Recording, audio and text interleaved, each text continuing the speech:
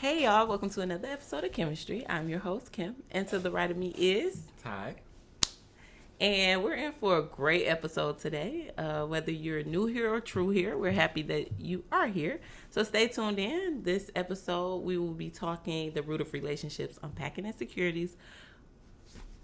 But before we get into it, we're going to go into the catch-up. Yes. And that's pretty much what's been going on during the week. What's going on with you?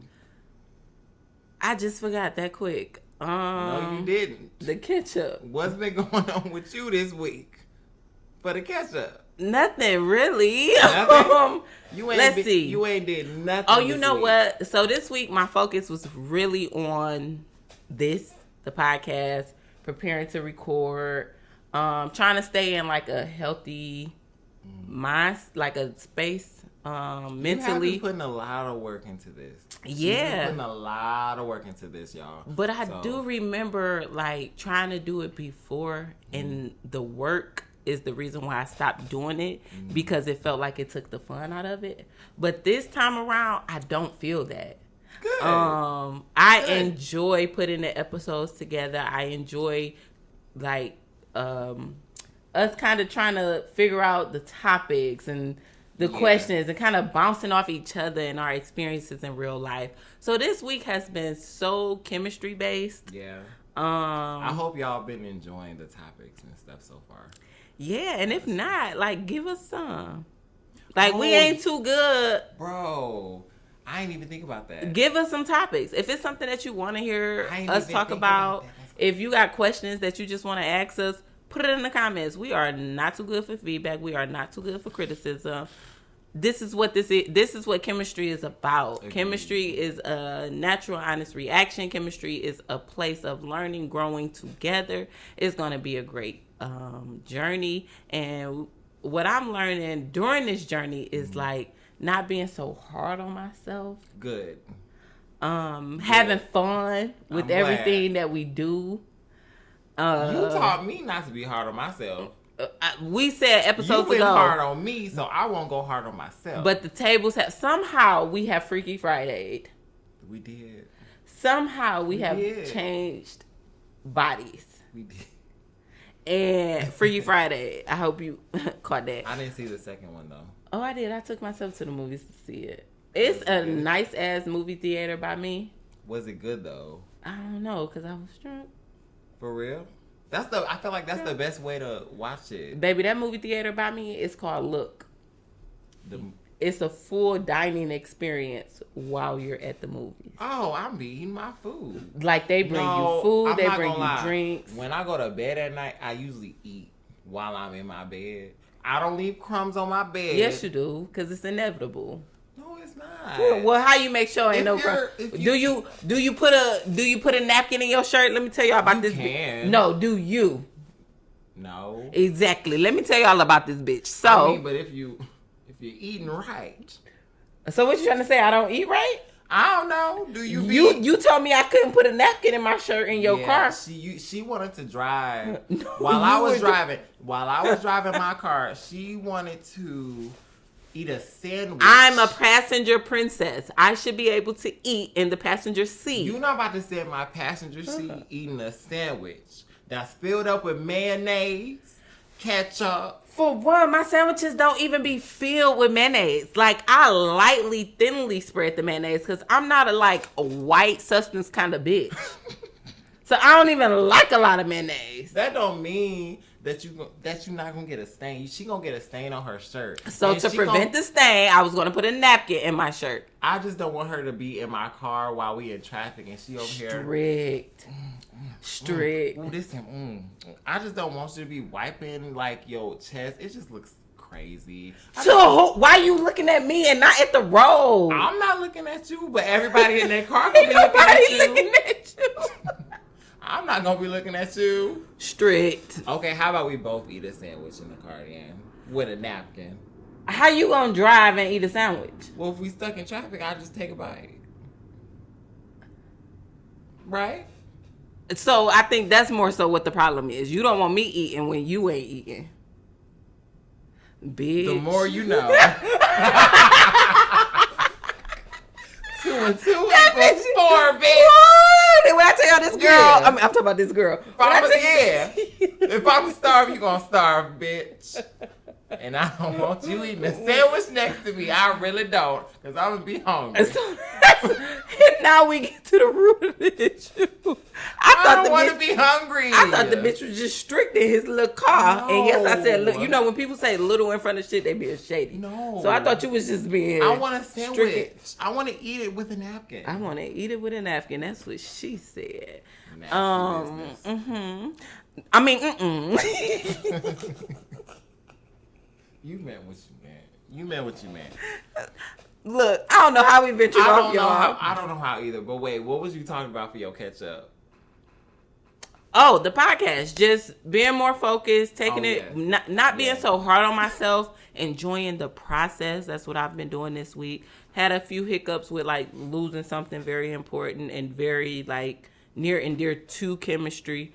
But just not overthinking it and just going with the flow. That's what my week has been. My week has been like learning to take the jabs that life throws.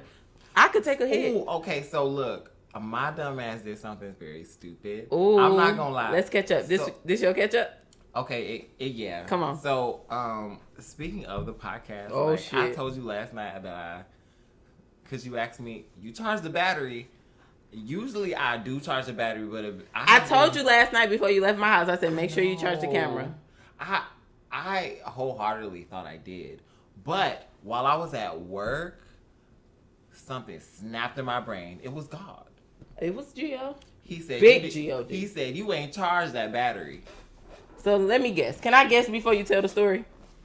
I'm a guess that your goofy ass had to come home on your lunch break to put the camera on. I did, and thank God I have an hour.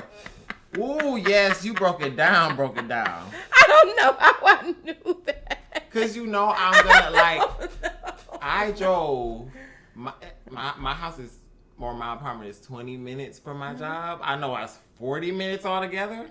I can make it back. But I'm still gonna eat my Chinese food. I took my lunch bag with me like I'm about to go on lunchy lunch. I said, yeah, I'm going to take my lunch break because we had a meeting at like 2. So I took my lunch. I said, yeah, when I come here, when I touch down, I'm going to put my Chinese food. When Barbie touched down. Is that a thing? Is out. Did she say Sorry, that? Just go. That's the T-Rex. Is that a Nikki? Mm-hmm. That's, okay, yeah. Y'all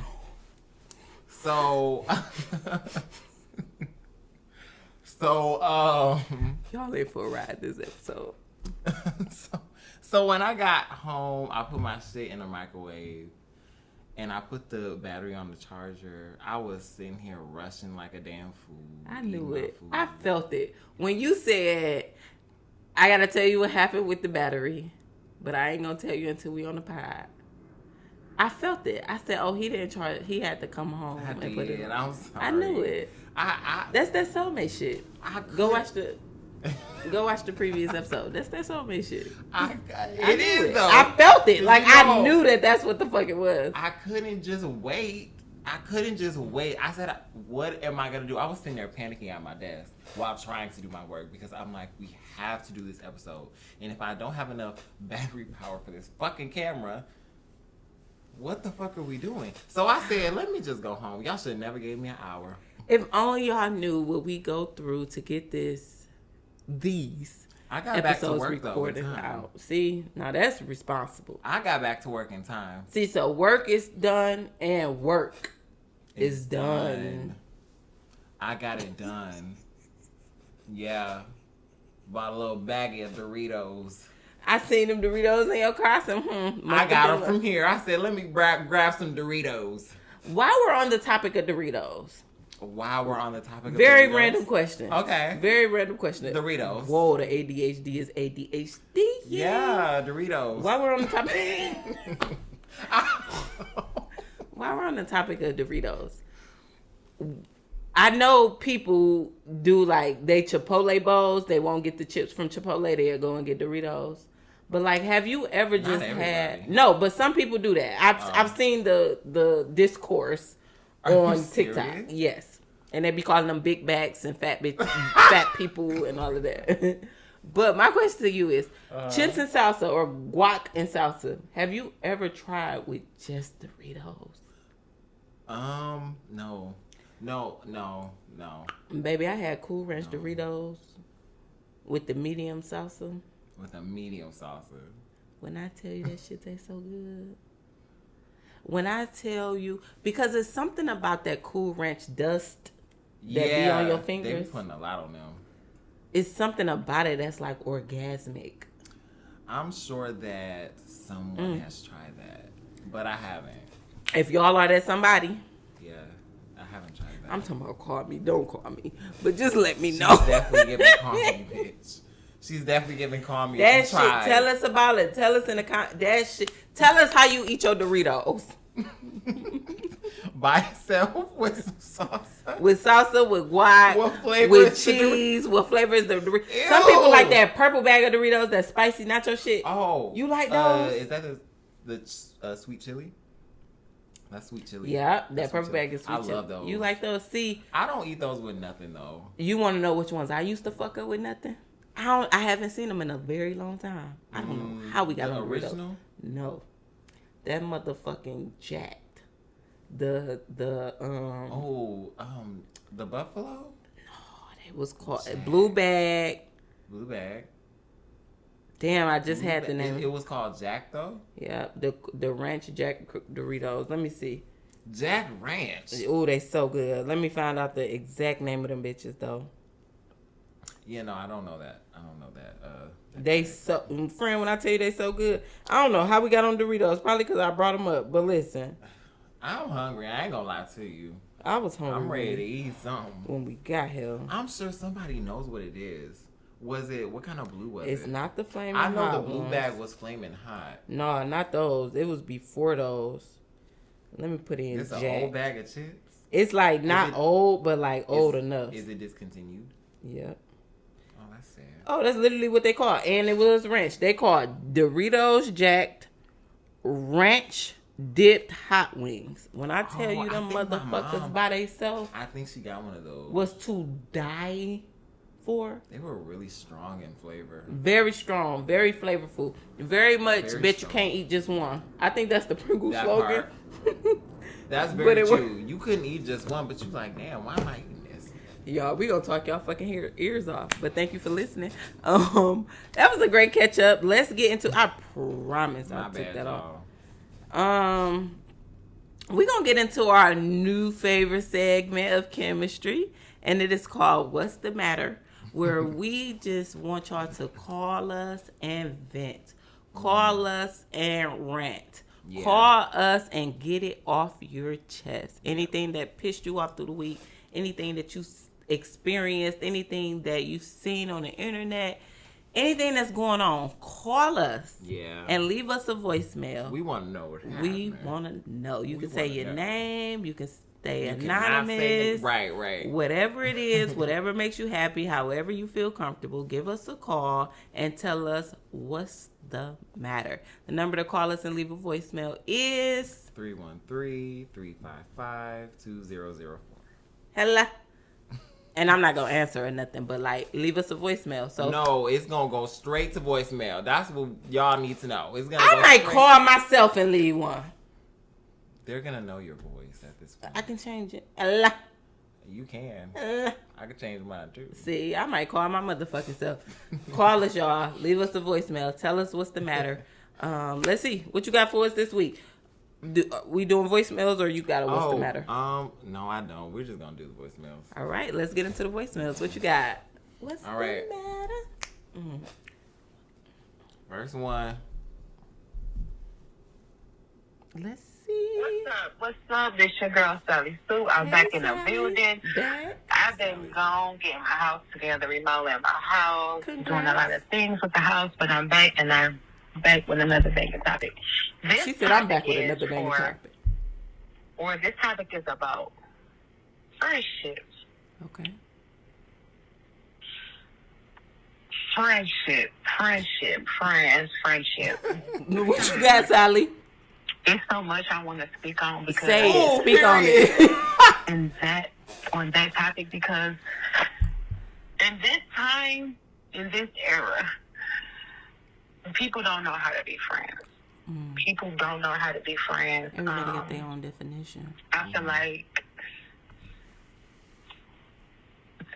a lot of people use that friend word very loosely. Agreed. And that... She be blow. I know she be fried. What? Like, I don't get it. Like, for like a theories and thesis.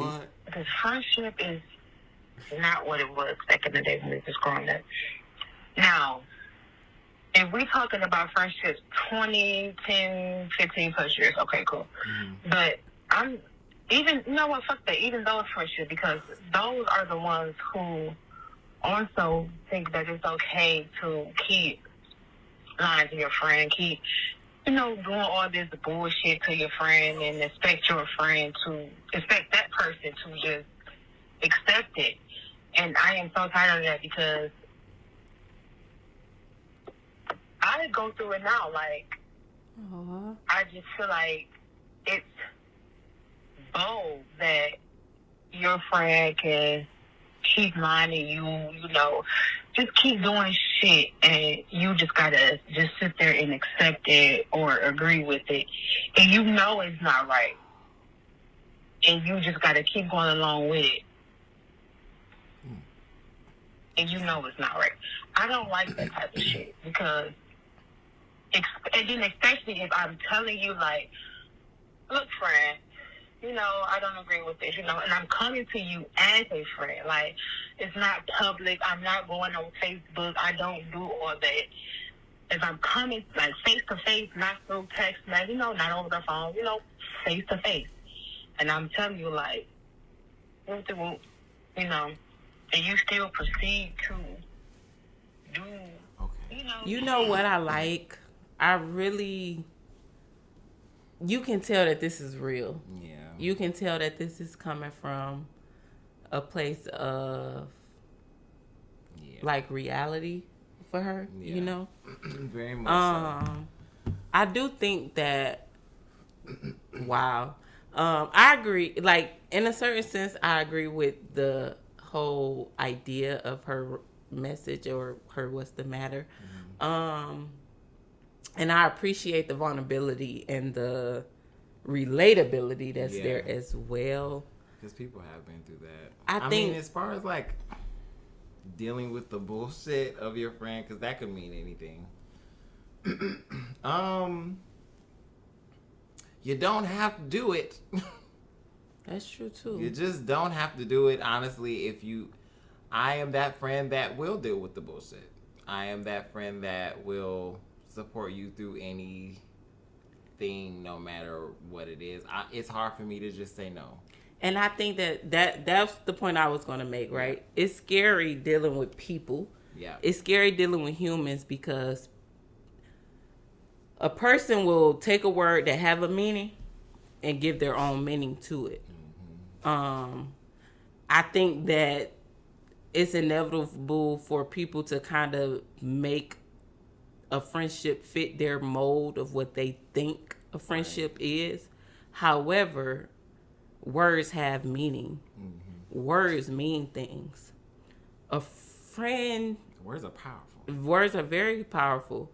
But, like, a friend is an extension of family in some ways. Yeah. And... Very true. Just like you don't want to be lied to, gaslighted, strung along in relationships or that are platonic, familiar, or romantic, it's the same thing with your friends. Like, there should be a line. If you can't, or boundary. I feel like we've talked about this in multiple episodes. Our first episode was strictly based around our friendship.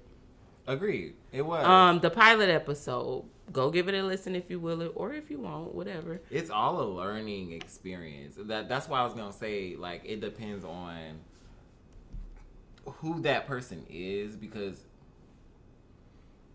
like I said, you don't have to accept it. You can choose to walk away if you feel like it's just that much bullshit. But if you do genuinely care, at the same time, it's like, it's up to that friend how to not deal with that answer, but like, if you tell them the real, like, they're gonna have to like listen.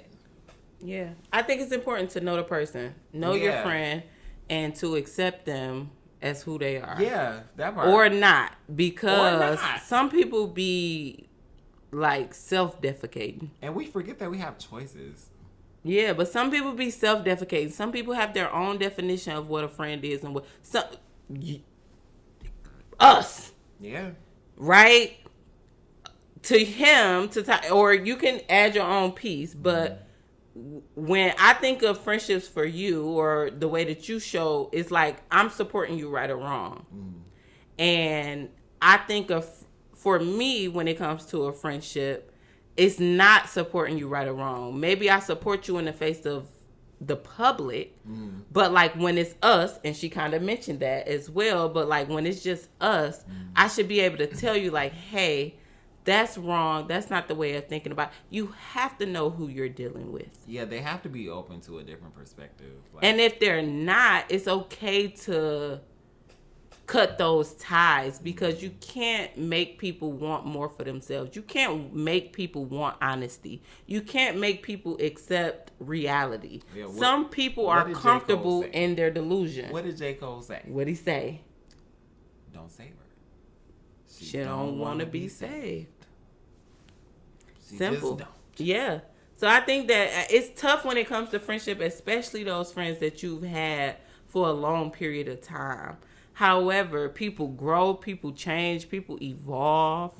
And not everybody like she said, she said that people use the word friendship too loosely. Yeah. And I agree with that, because like I said, I think that friendship is an extension of family. In the same way, I'm not going to just lie to my siblings to pacify my siblings. I'm not going to lie to my friends or cheer them on to some bullshit. Those were her words. I'm not going to cheer them on to some bullshit just to make them feel good. Yeah.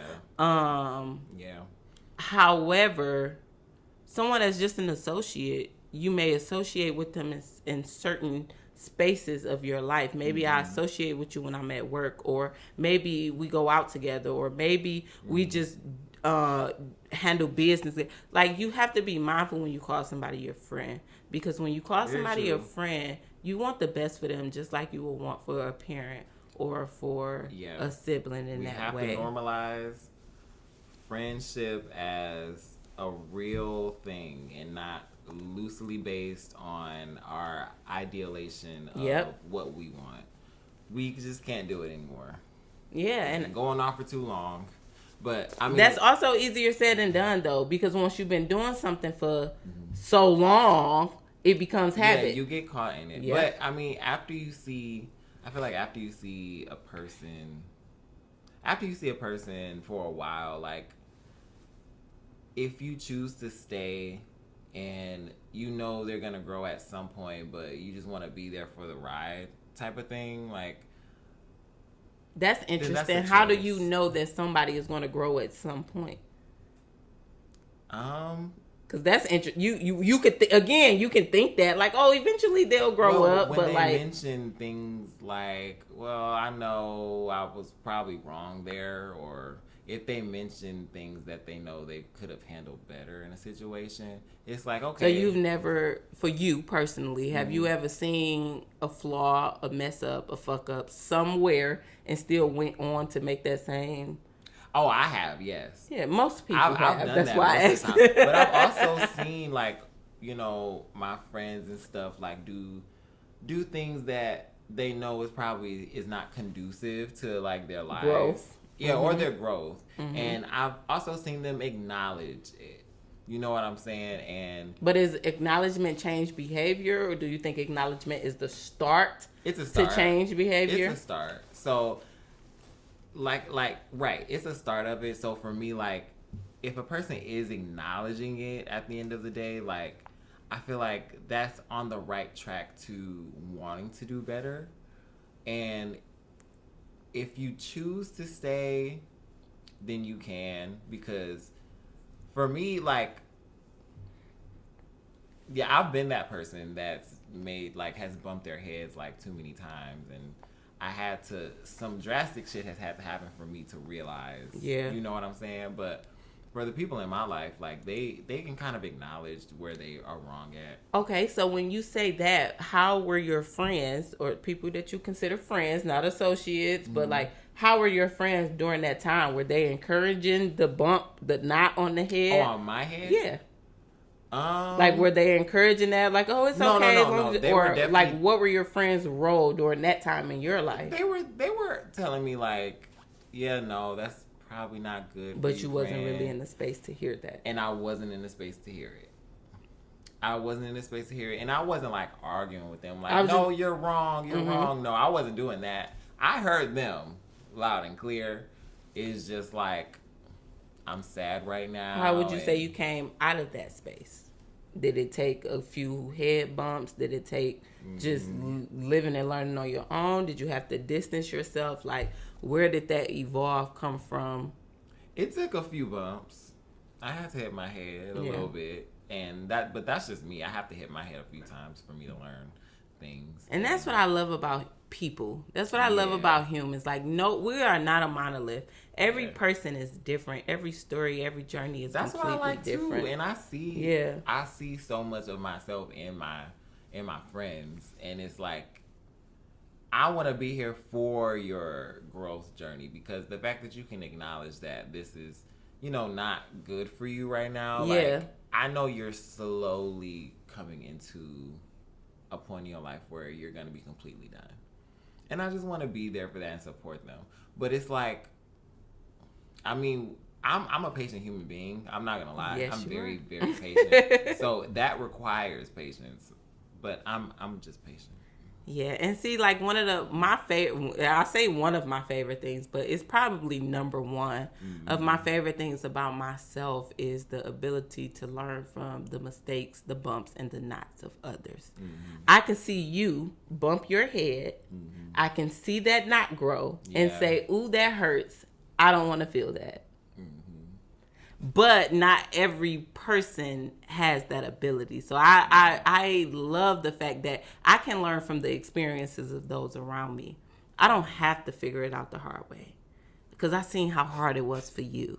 So I think that it matters. Like, you have to know yourself enough to know how to handle other people, friends, family, whatever the case That's is. true. And a lot of people do not know themselves. And that's where it starts. That's where that accountability starts. It's not even starting with them holding you accountable. It's you recognizing where your faults or lack of accountability lies. If you're not able to see, or admit, then it's gonna always be a rocky path. Yeah. But when it comes to your friends, also, she's right. We definitely use that word very much loosely. Everybody you meet is not a friend. Everybody that you spend time with is not a friend. However, when you do find a friend and a good friend, I don't think it's anything wrong with holding on to it. Yeah. And don't try to hold that person accountable. Yeah. Hold yourself accountable. Yeah. So that when you choose to walk away, it's a choice you made and you're okay with it. Because trying to hold somebody else accountable, you're going to fall on deaf ears, because you don't know that person. You don't know their trials. You know who they present you to be or present to you. Yeah. That's all you know. And I feel like it's what you get through. As y'all go through life together, like, I feel like it's what y'all get through together. Like, that makes you a friend. Like, if y'all can get through that big, like, hump or obstacle, whatever that may be, like, however y'all get through that, I feel like that will determine at that point if y'all are actually friends / family, or if y'all are just like something just like, I agree with that to a certain extent, as long as it doesn't cross any of your, it's all about you, not the other person, as long as it doesn't cross any of your boundaries. I mean, other than that, absolutely. That's gonna happen when you meet anybody. Wait, what part? The crossing of the boundaries. Unless you nip it in the bud right there, like, about your boundaries. Yeah. A lot of people just... And I think that's important to establish those in the beginning of what you expect in a friend, from a friend, and things of that nature. Yeah. That's not really like what... That's not how a lot of people go into it. Like, they don't go into it just right off back, like, just putting, like, or just saying, like, okay, this is a boundary for me, this is that.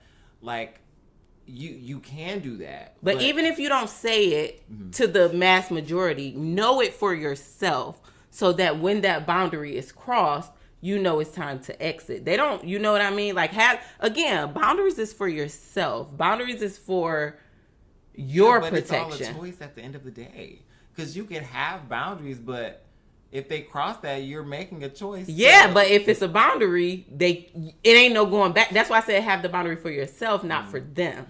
Because if it's a boundary, when somebody cross a boundary of yours, you'll be like, okay, I'm done, I'm out. However, if it's not really a boundary, if you allow them to do it or continue to do it. That's all what patience is. Because if they do cross the boundary, but both of those words have two totally different meanings. Yeah, but patience has to do with anything that is causing you, like, anything that's causing stress in your life, anything that's causing you, like, strife, anything that's happening. Patience? Patience. Life is patience. You have to be patient in life regardless. So if a boundary is crossed, if something is out of your control, you still need patience at that point, because some things will happen that's out of your control and people just will lose their fucking mind. But when it comes to relationships, I guess friendships and stuff like that, like, even if that boundary is still going to be crossed, you have to have the patience. If you feel like their heart is good, like if you know they're a good person overall, talking it out helps, and like just actually putting in that effort to understand. Yeah. That helps a lot, but that also requires patience. And if you don't have that, then see, that goes back to the initial statements of words having meanings, right? Yeah. Patience is required in every aspect of life. Absolutely. But once it comes to a boundary, if a boundary is crossed and you decide to still or allow that person to cross that boundary, then it's no longer a boundary. So that erases that word altogether, because maybe initially it was a boundary, but the fact that you care about this person beyond your boundary allows you to give them another chance or to try again, then that's no longer a boundary. Maybe it's no longer a boundary for specifically this person, but that's when those words, like, again, what I do is I hold on to the meaning of words, because that's why we have Webster. Who is the other person? It's another dictionary named after somebody. I can't think of that name. Well, I know Miriam. No, that's Merriam-Webster. Oh, okay. What is that? But yeah, words have meaning. So once, I think that it all definitely coincides with each other. But I think, again, the boundary is not for the other person. The boundary is for you. Patience is for the other party. Patience may be extended to the other person. With self. And it's with both parties. Yeah, but boundaries are not. Boundaries are solely yours. Your boundary may not be my boundary. We may not share that. Oh, right. That's true.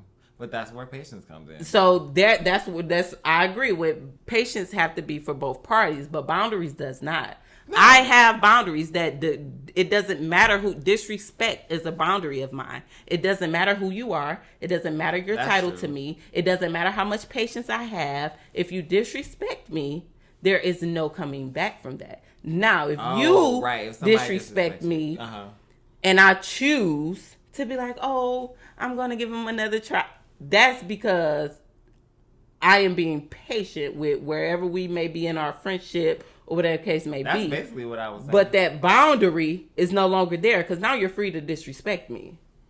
No, because when y'all talk and have the conversation, when you talk to somebody about your boundaries, like, that's a whole different thing. Like, when you talk to them about your boundaries, even after, like, if it keeps going, then yeah, at that point they don't respect your boundaries. And I think that's where it's a personal thing, because I've never played baseball a day in my life. So I'm not a keep going kind of person. I believe that, remember yesterday I tried to say Maya Angelou and I said Madam C.J. Walker. Yes. I'm going to say it right this time. But Maya Angelou said, what did she say, babe? When someone shows you who they are, believe them. I don't need you to show me multiple times. I don't need you to cross the... I want some red. Oh, I don't need you to cross the same boundary multiple times for me to see. No, this is not baseball. It's not 3 strikes, you're out. You get ones. Yeah. But that's a personal thing. Everybody is not like that. Different people have different thresholds. I was going to say that, yeah. Everybody is not like the same. Some people like, hey, you fuck me. What's the saying? You mentioned J. Cole in the last episode. Fuck me once, shame on you. Fuck me 2 times, shame on me. Fuck me 3 times. You talking about his song where he said load the chopper. That's funny that you know that. Yep. Yeah. Fool me 1 time, shame on you. Fool me 2 times, shame on me. Can't put the blame. Fool me 3 times, can't put the blame on me. Load the chopper and let it rain on me. Fool me 3 times, fuck the peace sign. Load the chopper and let it rain on. Yeah. So some people have that. Some people have that first, second, third. I'm not a person with that because I believe what Madam C.J. Walker said. Lord have mercy, Jesus. I done did it again. Not Madam C.J. Walker. She had a pressing comb. Maya Angelou. When someone shows you who they are, believe them. It does not take you multiple times. It doesn't take me multiple times to realize how you feel about me. Right. So I think it's about knowing first, know yourself. Yeah. Have your boundaries. Yeah. And then it's about knowing your friend. And understanding that everybody has their own definition to words these days. And everybody has their own way of moving in relationships. So you have to be Friendships included. And you have to be open to being okay with, like, them growing as a person in that relationship. Because, I don't think it's fair to say you have to be okay, because you don't. No, I'm saying you have to be open with being okay with them growing within that, because they have gone through what they've gone through as well. Different life experiences. Yeah. So you have to be open and okay with what they have went through. Girl, she knows she can call and start some shit, can't she? That was good. That was good. That was good. Okay. We got one more for What's the Matter, y'all. Don't forget, y'all see how we can just ramble, rant, and talk. This is what we're giving, especially for What's the Matter. But that was good. Oh, Lord. Because she went on and it gave us food. It gave us something to eat off of. And I love that. It did. I love that. Call us, y'all. Leave those voicemails. I almost forgot a very important part. So what we're trying now with What's the Matter is ranking the call on the scale of solid to gas. Yeah. Solid being that was a solid complaint. We heard you. Gas being we heard you.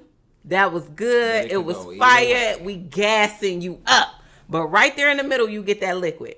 From solid liquid to gas. Right there in the middle, you get that liquid. And that liquid can go either way. So I'm going to give that first What's the Matter a very, very, very high gas. And the reason why I'm giving it a gas is because look at the conversation you sparked. I give it a gas. Gas. Fire. That was good. I love it. Ooh, that was good. Okay, we have another voicemail for What's the Matter. Let's see what we get. I'm scared of this one, y'all. This one is... It's not long, but... Wait, what? That's what he said. Y'all, this is going to be... Not it's not long. But...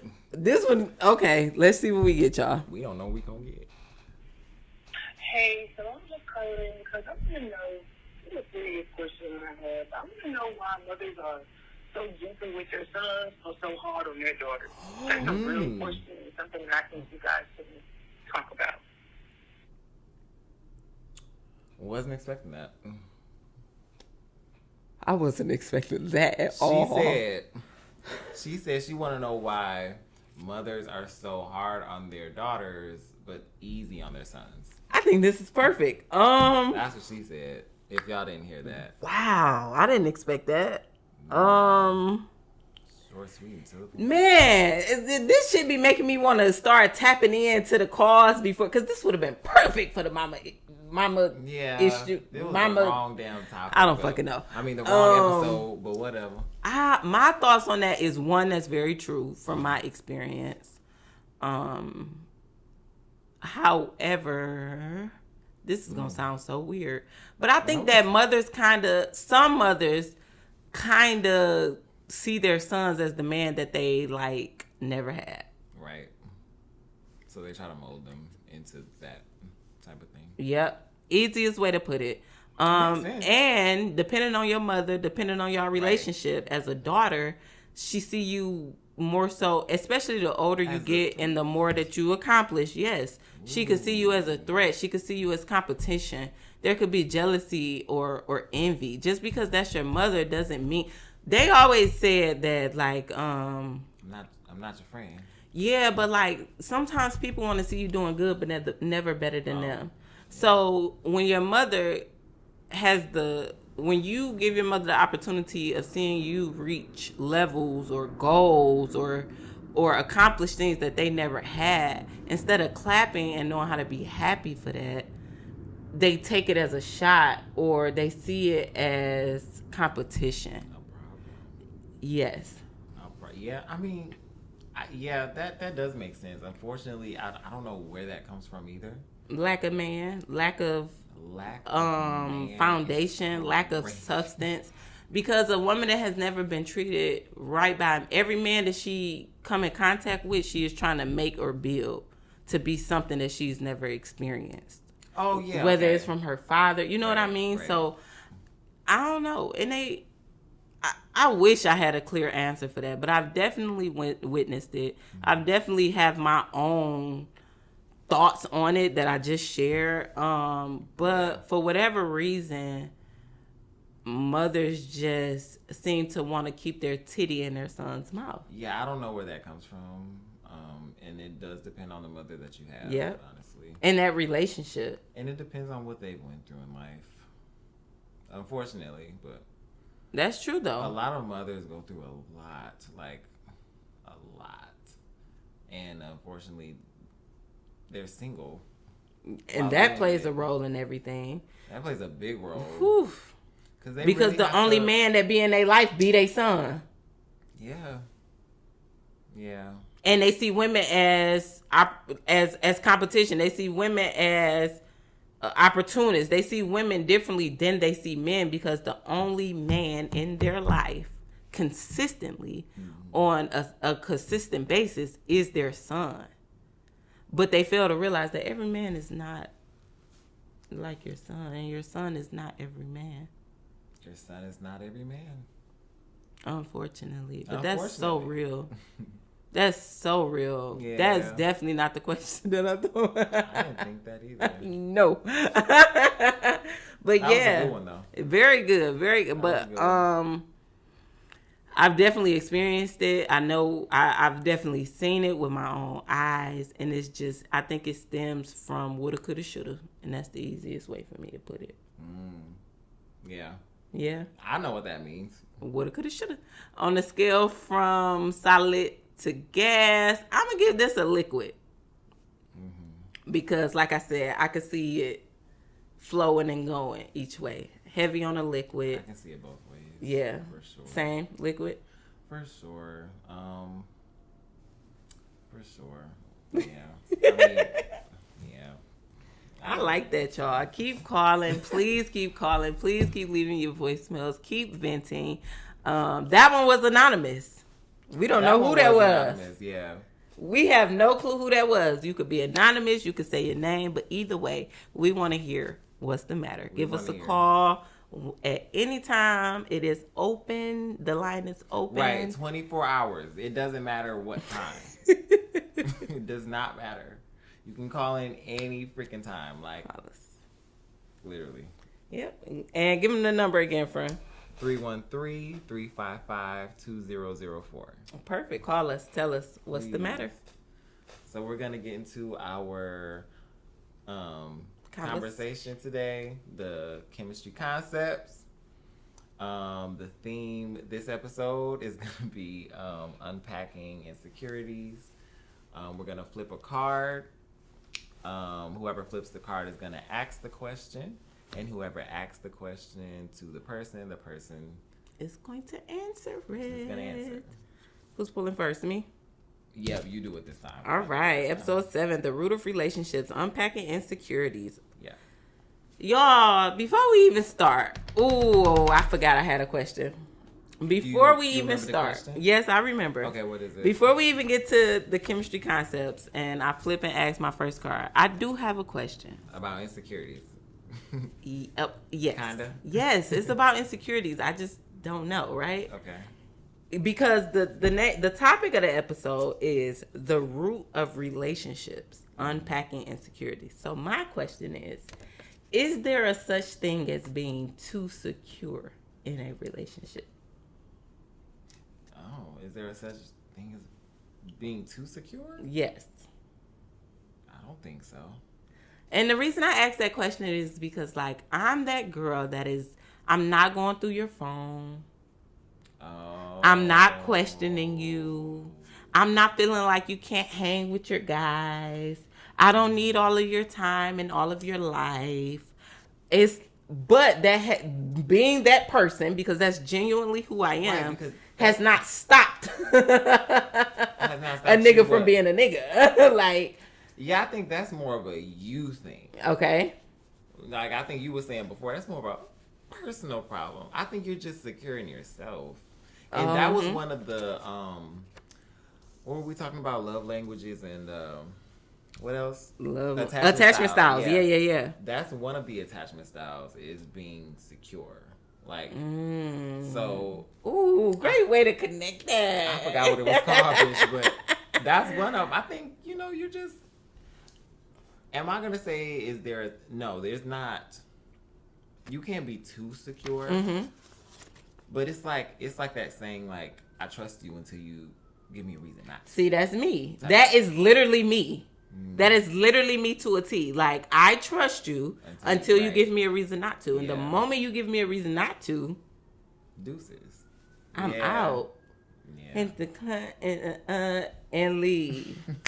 And leave. Like, I'm out. Like, I'm not compromising my peace or my security because of your lack of whatever it may be, whether it be your lack of commitment, your lack of discipline, whatever it may be. I'm not compromising myself for that. That's a very good one right there. Show up as you are, and if it's anything that contradicts with who I am and what I expect, I'm out. Yeah. I'm out. So, okay, I'm glad you said that, because I was like, is it a such thing as being too secure? Because, like, nigga, I'm going to give you the room to be yourself. I don't believe that people are property. I don't believe that anybody belongs to you. We want to know what y'all think, too. Tell us, because I want to know, too, please. On a different, different thing. That was good. Okay, so the question for you, Ty, is how much of your insecurity belongs to you? And how much was handed to you by family, society, or culture? A lot of my insecurity was handed to me by society. Ooh. I'm saying that because, like, it just wasn't accepted. Like, I was born in 1996. I was a baby, but I was just about to say a baby. Just growing up in that time, like, I've seen a lot of talk about people in the community and stuff like that. And when you say the community, tell the people what you. All of the community, like the LGBTQIA plus community, alphabet boys. It wasn't even all them letters. It was not. So it was just gay back then. It was just either you're gay, you're straight, or you bi. They had bi. Okay. Yeah. I still don't believe it. We still love it. You said it, I ain't saying it. It's the way you caught your breath, so shit, I caught mine too. You caught yours first. I just realized what you said. Oh, yeah, so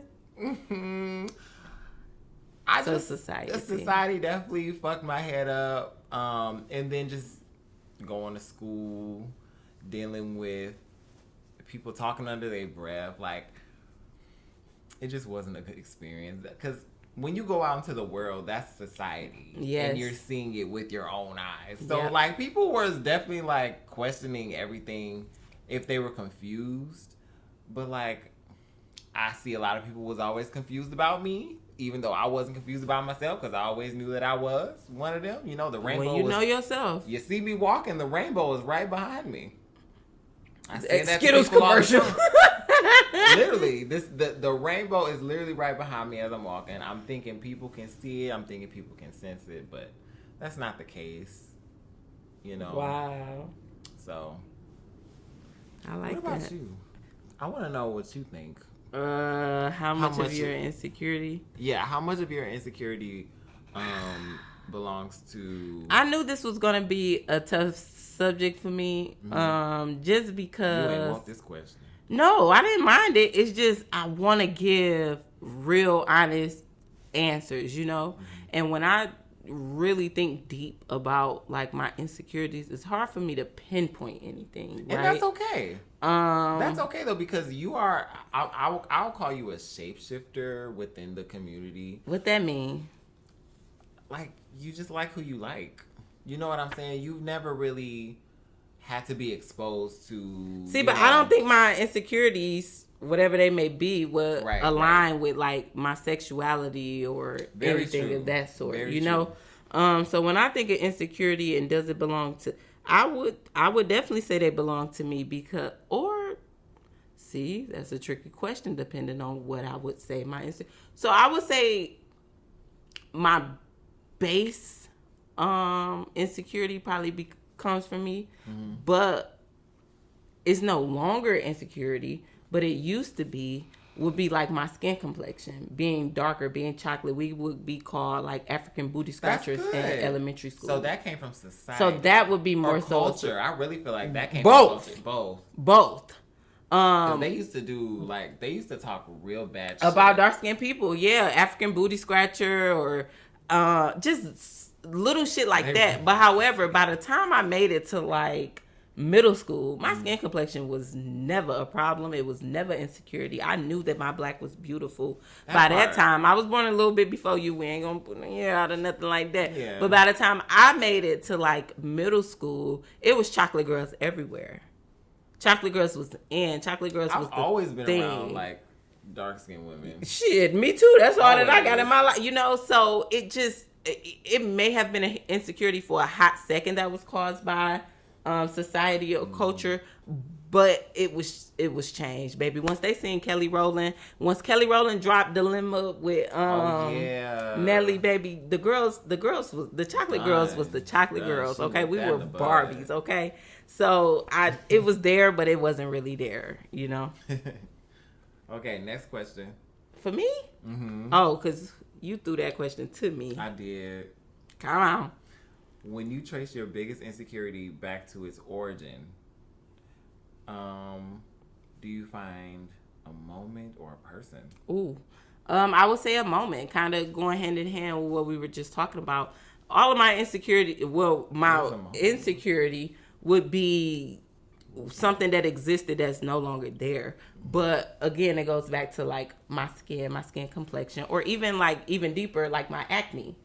But again, that was elementary school. What was the moment? Did somebody say something to you? Oh, I'm gonna see if I can send you pictures. Okay. And we put it up on the screen, y'all, because I think that'll be fire. So in 5th grade, which I don't want to tell y'all what year it was. Okay. So in 5th grade, again, like my insecurities were there when I was young, but by the time I grew into me, I was me, and couldn't nobody tell me shit about me.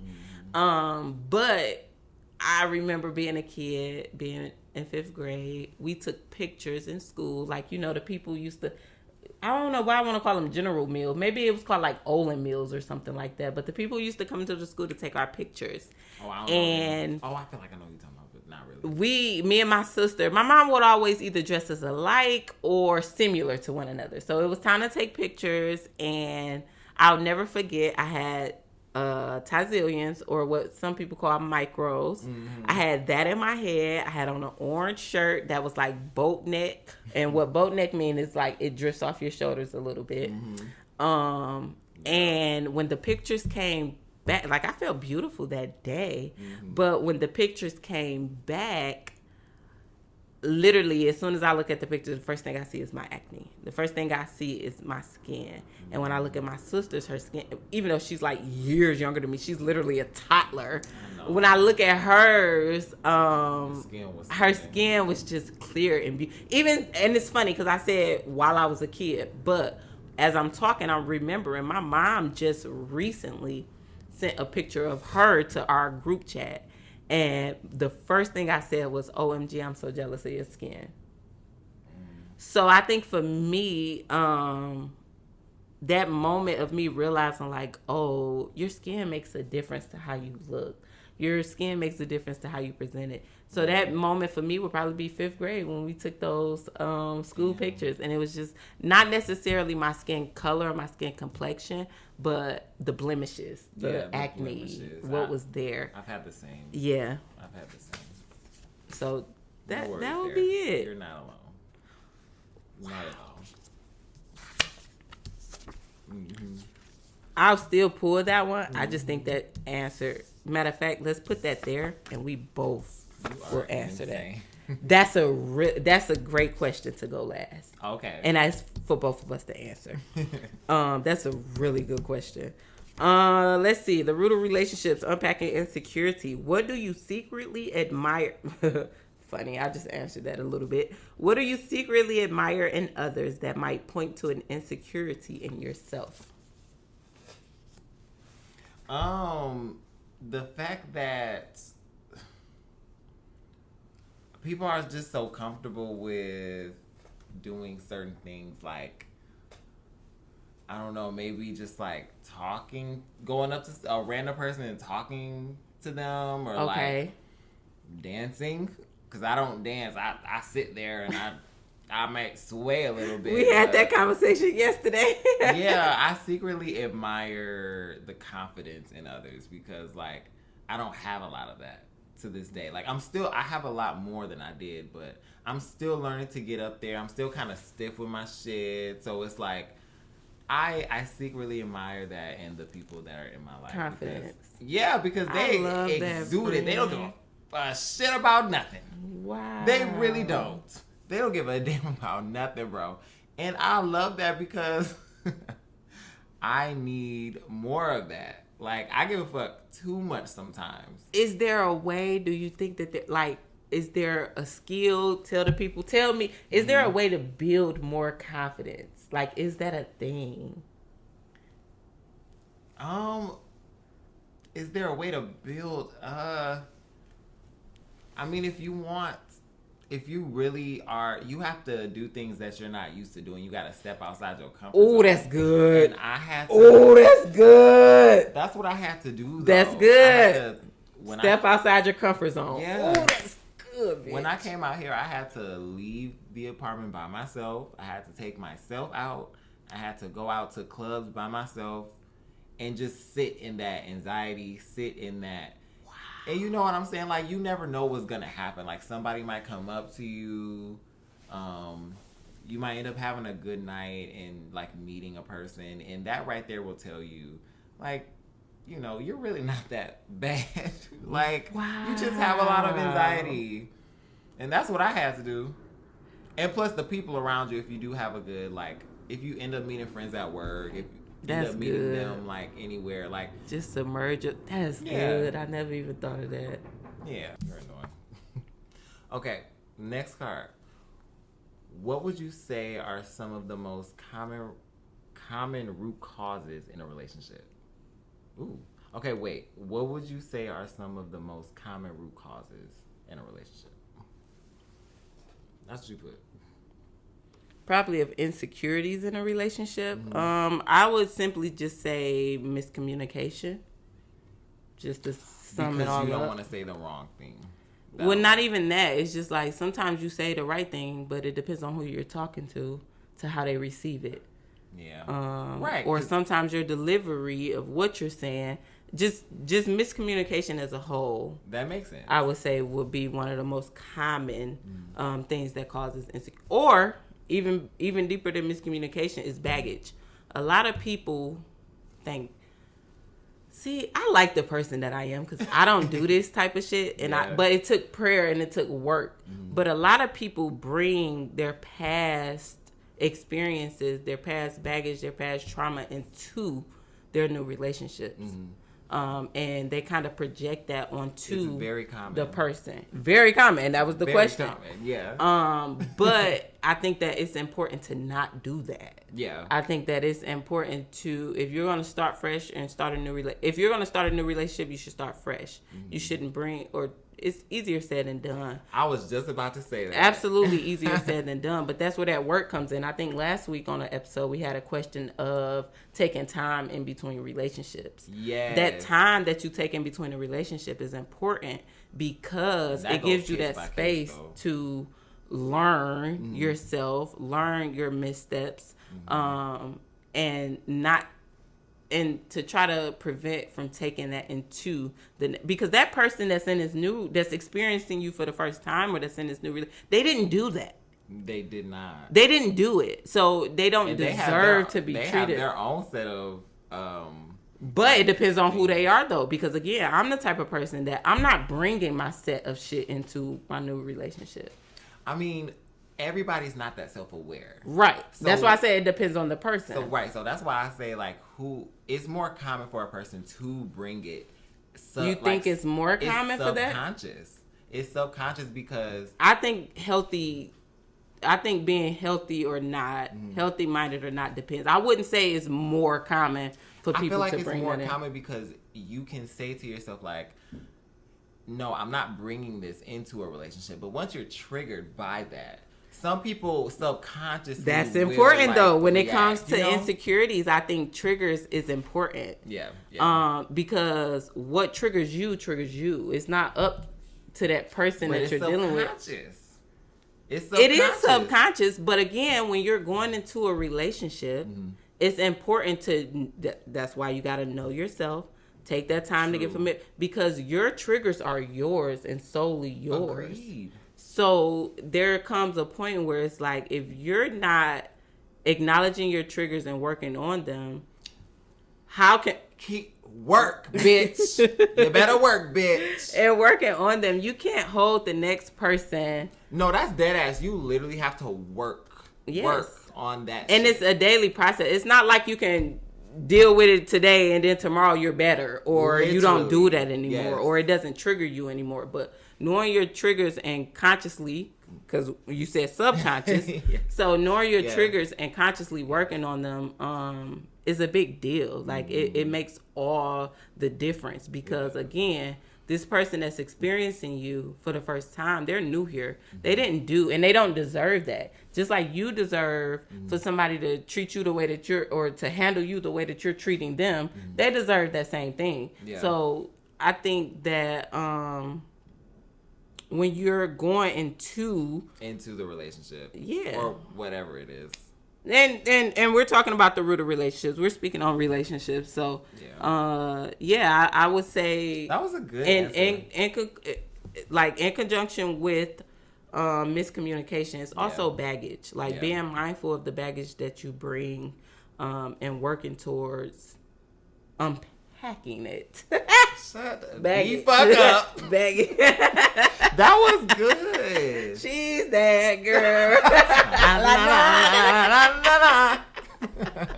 I am dead. You get on my nerves.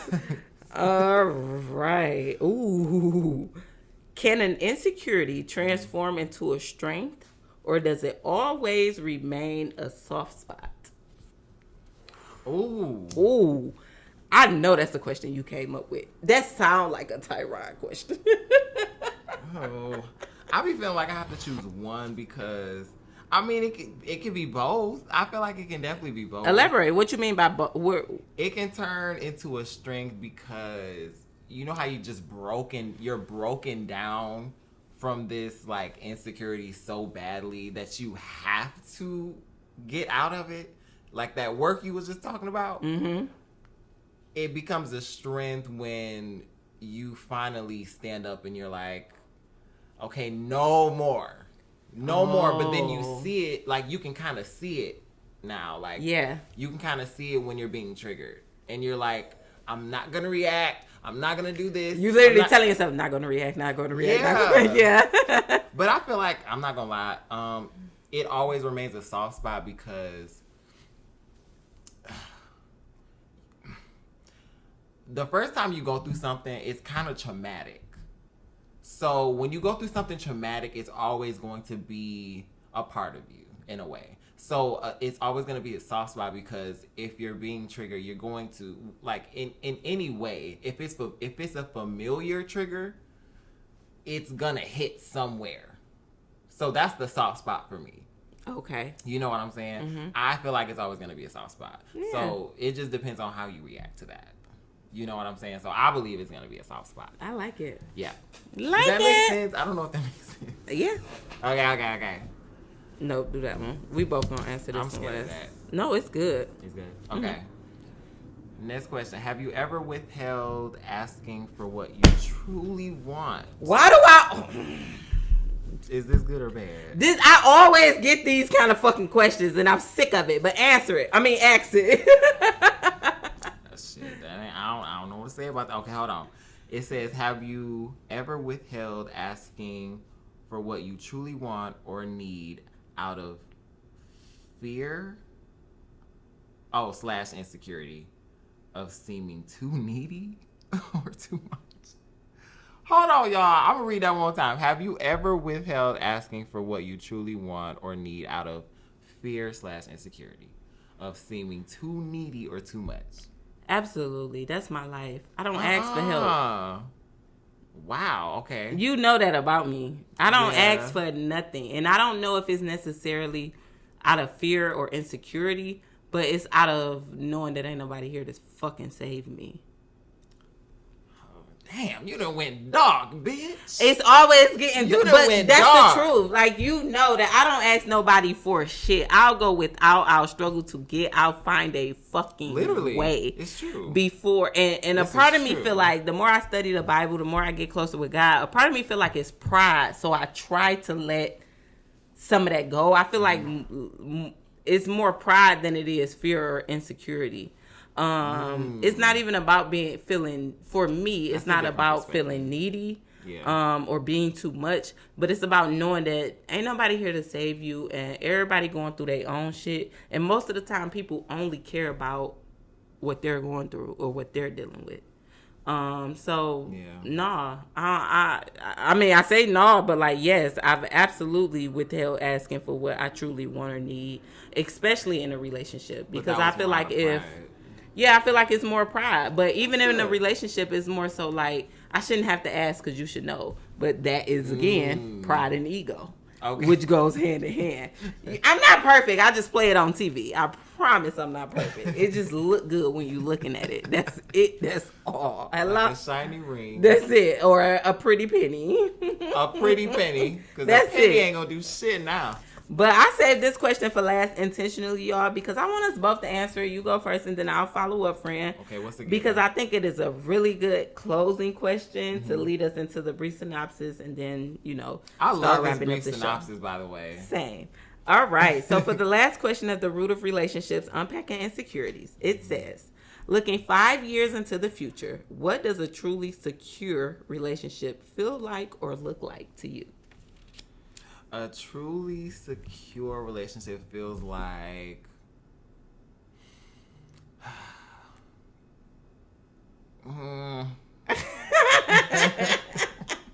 oh God. Okay, 5 years into the future. I feel like it looks like healthy communication. Ooh. I'm just gonna say healthy communication because that's one of my problems too. Like, I'm better at it now, way better. Yeah. But like, I see that as well for you. Thank you. Not thank you. No, because you were there when I was yelling, yeah, screaming at that man and like doing crazy shit. And I feel like for me, 5 years down the line, I'm like, we're just talking everything out. Yeah. That's it for me. Like, I don't know. It's just easy. It'll be easier for me to talk to the person and not react because I'm very reactionary. I know that's not a word, but that's not a word. No, reactionary. Is that a word? I don't know. I ain't know they was making up words and shit. But I'm very reactionary. I like it. So, yeah, that's it for me. And honestly, I think my answer, looking 5 years into the future, I think a truly secure relationship, for me, is simple. It looks like peace. And it feels easy.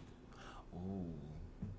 I would say up top, but my hands are sweaty. Yeah, easy because I don't want anything that's like forced. Yeah, that part never. And I'm the kind of person that I want somebody to be alone with, if that makes sense. Like you can just be there. We're just there. Yeah. But it's not necessarily we're together. We on top of each other. We in the same room. We in the same bed. We on the same couch. No, just be there. Yeah, I agree with that. So I would say, good. I think that would be my answer. Just more easy. That was good, that was good. You know, I told you that was gonna be a good wrap up, y'all. Yeah, you was prepared. That's why, because when she ain't prepared, she like, I don't know. No, when I read it, I was like, we both need to answer that. So yes, absolutely. I like that. Ooh, okay, so y'all, we're going into our brief synopsis, which is gonna be a quote, a lyric, a saying, like a movie title, really anything that just sums up the conversation. So Kim has the brief synopsis. All right, our brief synopsis today says, everyone has insecurities. When you show yourself in the world and display your talents, you naturally stir up all kinds of resentment, envy, and other manifestations of insecurity. This is to be expected, but you cannot spend your life worrying about the petty feelings of others. And that was a quote by Robert Greene. Robert. Bobby did that. Let me tell you how. You don't know that they be calling Robert Bobby?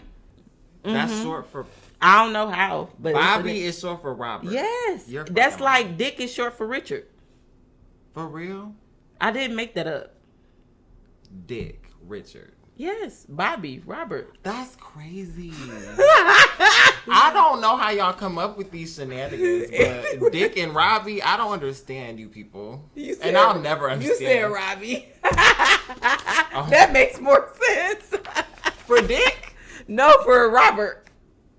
Oh. Dick is Richard. Anyways, y'all. That's that her shit. That's that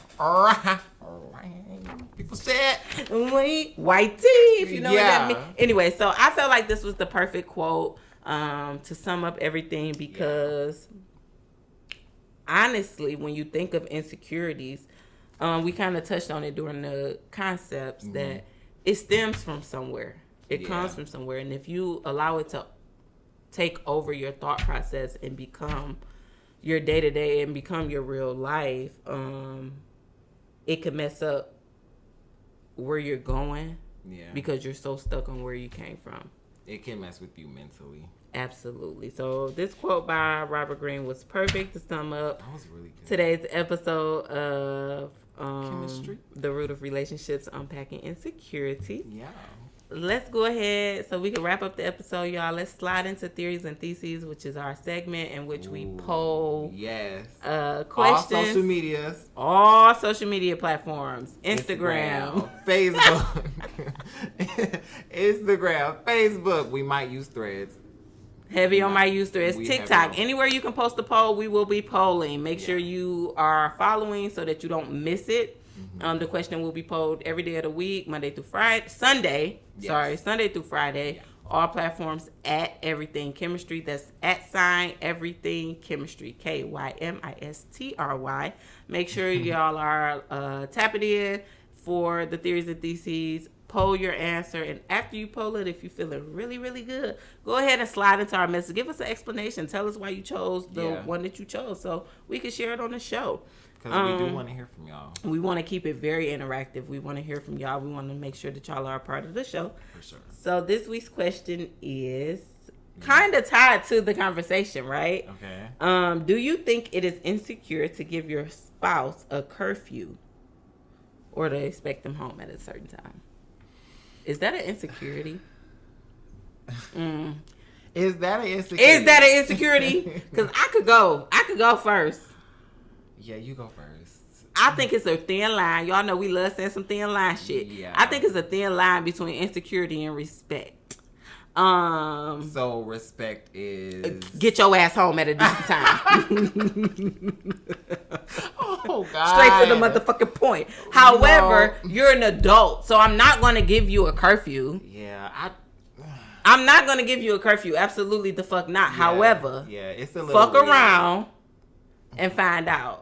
It's a little weird giving a curfew. I'm not gonna lie. To a grown ass man. I would never, even though I have trust issues, I just can't give my person a curfew. Well, how do I look like saying, okay, so you're gonna be home by this time? Exactly. I just don't feel right doing that. So, I ain't doing it. But get your ass home at a decent time. So basically, yes, it is an insecurity. So basically, yes, it's an insecurity if you're giving them a curfew. Or you expect them to be home at a certain time. Because, why? Why? Cause ain't nothing open. See, we from Detroit. Ain't nothing open after 2? Ain't nothing open After 2. but legs and Coney Islands, bitch. Get your ass home. Hello? Yeah, respect. Yeah. You gotta remember the respect aspect. But Make sure y'all tell us y'all answers. Comment, like, share, post. subscribe. Do it all. I'm always forget subscribe. But no, when it comes to this, I need y'all to message us, share. Bitch. Share your thoughts, because baby, Please. with theories and theses, we gonna agree to disagree, and on a rare occasion, we might agree, but you just gotta wait and see. Hello. Oh, I like that. I know. Okay, bitch. Get Let's out slide my face. Y'all already know we're nearing the end. It's getting ready to wrap up. But before we go anywhere or do anything, let's get into Ty's segment of Side Note. What you got for us today? Okay, so I have an artist that I want to shout out. His name is Destin Conrad.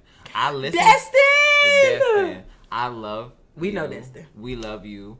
I want to shout out his jazz album called Whimsy. Oh, I thought I loved Destin. I didn't know he dropped a jazz album. He did. It was very modern of him to drop this because I listened to it for the first time today. I'm not gonna lie, but I don't know, the way that music is happening. Like, people are so alternative with all of their sounds, and he did so many different things with this project. That was very unorthodox in jazz. Like, it was like, it's not regular jazz. But like, you get the saxophone, you get you get all the regular influences of jazz, but he modernized it. But he still sounded good. I mean, he doesn't do any wrong for me. I like that. But listen to his project Whimsy. He released that so randomly too. Took me so long to listen to it. But shout out to you. That's my side note for the week, because you did that. Yeah. That was good. This has been another great episode of Chemistry. Thank you so much for tuning in, y'all. Be sure to like, share, comment, subscribe. Okay. And hit that notification bell so that you're notified every time we drop. Yeah. We're growing and just getting better each time. And we want y'all to come along with us. Please. For sure. We need feedback. We're not afraid of critique and criticism. Please, please, please. Because we know y'all going to be doing that. That's all y'all do nowadays anyway. Join in. Be a part of it. Be a part of the journey. We appreciate y'all for listening. Make sure you tune in next week for another episode of Chemistry. This has been a great episode. Bye. See y'all. Everything Chemistry.